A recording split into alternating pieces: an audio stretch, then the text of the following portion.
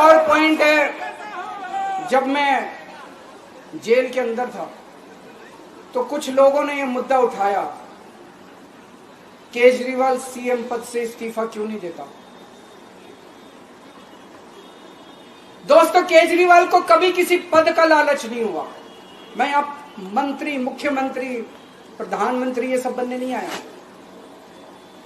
Income tax में commissioner की नौकरी करता था। कमिश्नर की नौकरी छोड़ के दिल्ली की झुग्गियों के अंदर 1 नहीं, 2 नहीं, 3 नहीं, 10 साल तक मैंने दिल्ली की झुग्गियों के अंदर काम किया है, सुंदर नगरी और नंद नगरी की झुग्गियों के अंदर, इनकम टैक्स कमिश्नर की नौकरी छोड़ के। जब मेरे को दिल्ली की जनता ने पहली बार सीएम बनाया, असूलों के ऊपर 49 दिन के अंदर सीएम पद से इस्तीफा दे दिया था। एक चपरासी की नौकरी कोई नहीं छोड़ता। सीएम बनने के लिए लोग अपना दायां हाथ कटाने के लिए तैयार होते हैं। मैंने खुद से अपने आप सीएम की कुर्सी को लात मार दी थी 49 दिन के अंदर। मेरे लिए सीएम पद इंपॉर्टेंट नहीं है। आज मैंने सीएम पद से इस्तीफा क्यों नहीं दिया जेल जाने के बाद? दोस्तों, पिछले 75 साल में भारतवर्ष में इतने राज्यों के चुनाव हुए, इतने राज्यों के चुनाव हुए, दिल्ली के अंदर सबसे ऐतिहासिक बहुमत से आम आदमी पार्टी जीती। 55-56% वोट, एक बार 67 सीट, एक बार 62 सीट।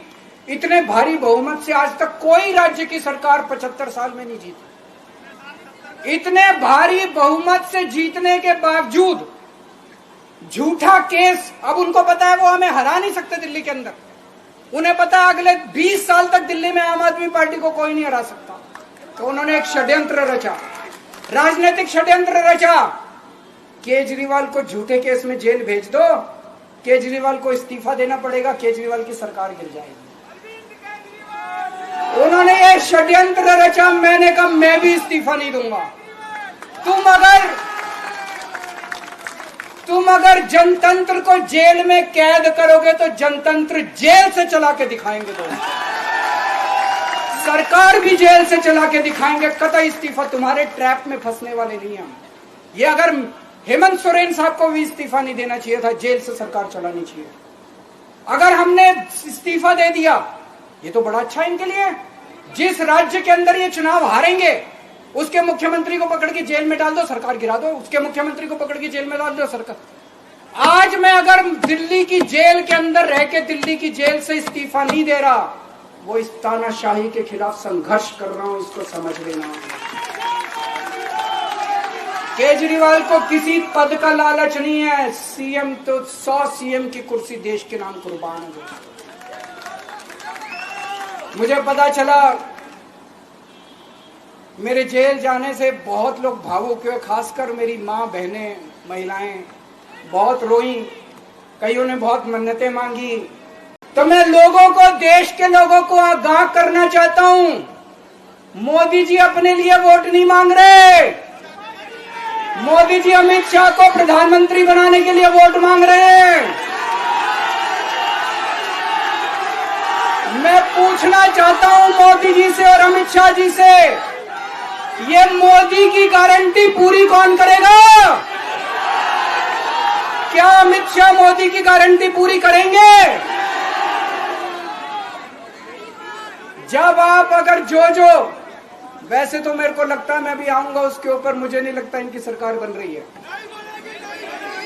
लेकिन जो बीजेपी को वोट देने जाएं, वो ये सोच के जाना कि आप मोदी जी के नाम पे वोट नहीं दे रहे, आप अमित शाह के नाम पे वोट दे रहे।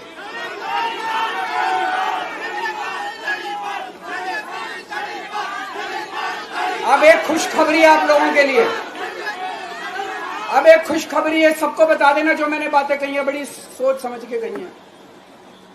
वहां बैठ के यही सोच रहा था 50 दिन से। दोस्तों, पूरे देश के मेरे को बाहर निकले हुए 20 घंटे हो गए।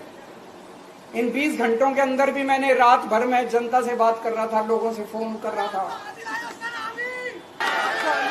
रात को आंधी आई थी,